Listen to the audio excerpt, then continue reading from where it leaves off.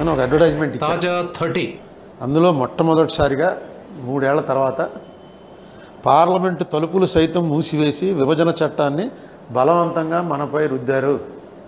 దీని మీద చర్చించమన్నారు. తెలుగుదేశం శ్రేణుల్ని, ప్రజల్ని చర్చించమన్నారు. ఇది నేను 2015 నుంచి చెప్తున్నాను.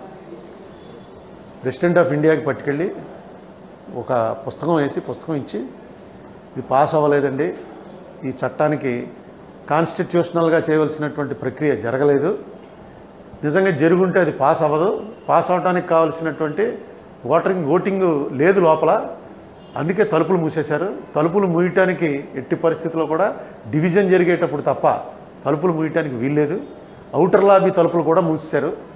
మమ్మల్ని ఎవరిని అసలు ఆ చుట్టుపక్కలకు రానియకుండా సస్పెండ్ చేసి బయట పెట్టారు. ఆ వేళ లోపల ఎంతమంది సభ్యులు ఉన్నారో వాళ్ళ పేర్లు అటెండెన్స్ లిస్టులు బట్టి అది తీసి వాళ్ళు ఏ పార్టీ వాళ్ళు, ఎంతమంది బిల్లుకు వ్యతిరేకం, ఎంతమంది అనుకూలం, ఈ లెక్కలన్నీ ఇస్తూ ఆ రోజు బిల్లు కనుక నిజంగా ఓటింగ్కి పెడితే పాస్ అవ్వదని తెలుసు కాబట్టే వీడియో రికార్డింగ్ కూడా ఆపేసి తలుపులు మూసేసి చేశారు. ఇది చట్టబద్ధంగా చేయబడింది కాదు.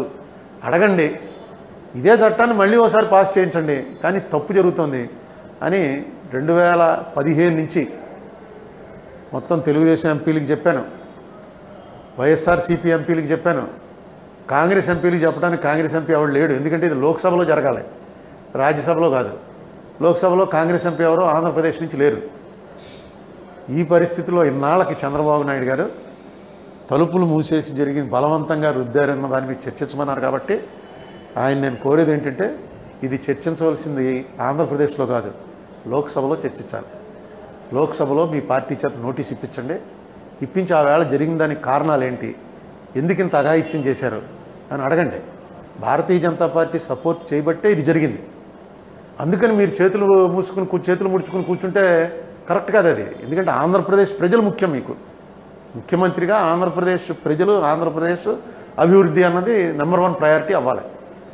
అయినప్పుడు మీరు ఎవరు తప్పు చేస్తే వాళ్ళని నిలదీయండి. మీకు మోడీ గారు అంటే భయం ఉంటే ఆవేళ మోడీ గారు లేడు, ఆవేళ మోడీ గారు లోక్సభలో లేడు. ఈ జరిగిన దానికిను మోడీకి ఏమి సంబంధం లేదు. ఆవేళ లోక్సభలో సుష్మా స్వరాజ్ నాయకత్వం ఉంది, అద్వానీ గారు ఉన్నారు. అందుకని మోడీ గారికి సంతోషమే కలుగుతుంది వాళ్ళందరినీ నిలబెడితే. వాళ్ళకి మోడీ గారికి మంచి సంబంధాలు లేవు. మీరు అయినా ఎందుకు వెనకడుగేస్తున్నారో అర్థం అట్లా. రేపు రాబోయే మాన్సూన్ సెషన్లో నిలదీయండి ఖచ్చితంగా. అసలు తలుపులు ఏ ప్రకారం వేశారు. నా దగ్గర మొత్తం ఆ రోజున అటెండెన్స్ లిస్ట్ నా దగ్గర ఉంది. అందులో ఎంతమంది సభ్యులు లోపల ఉన్నారో, వాళ్ళు ఏ పార్టీకి చెందిన వాళ్ళో ఆ వివరాలన్నీ నా దగ్గర ఉన్నాయి. నేను రేపు సుప్రీంకోర్టులో ఏమైనా అవకాశం వస్తే ఇవన్నీ సుప్రీంకోర్టుకి చెప్పాలనే ఉద్దేశంతో నా దగ్గర ఉంచాను అన్నీ. అవన్నీ పట్టుకొచ్చి ఢిల్లీలో మీ సభ్యులకు ఇవ్వడానికి నేను సిద్ధంగా ఉన్నాను. గట్టిగా నిలదీయండి. వైఎస్ఆర్సీపీ కూడా మీకు కలిసి రాక తప్పని పరిస్థితి వస్తుంది. అప్పుడు ఏ చట్టంలో ఏం పెట్టలేదో పెట్టుకోవచ్చు. ఎందుకంటే ఇప్పుడు మెజార్టీ ఉంది. బీజేపీ కనుక ఈ చట్టానికి సవరణలు ప్రతిపాదిస్తే ఖచ్చితంగా కాంగ్రెస్ సమర్థించి తీరాలి. మీకు మెజార్టీ ఉంది. ఏది చట్టం చేయలేదో చట్టం సరిగ్గా చేయించండి.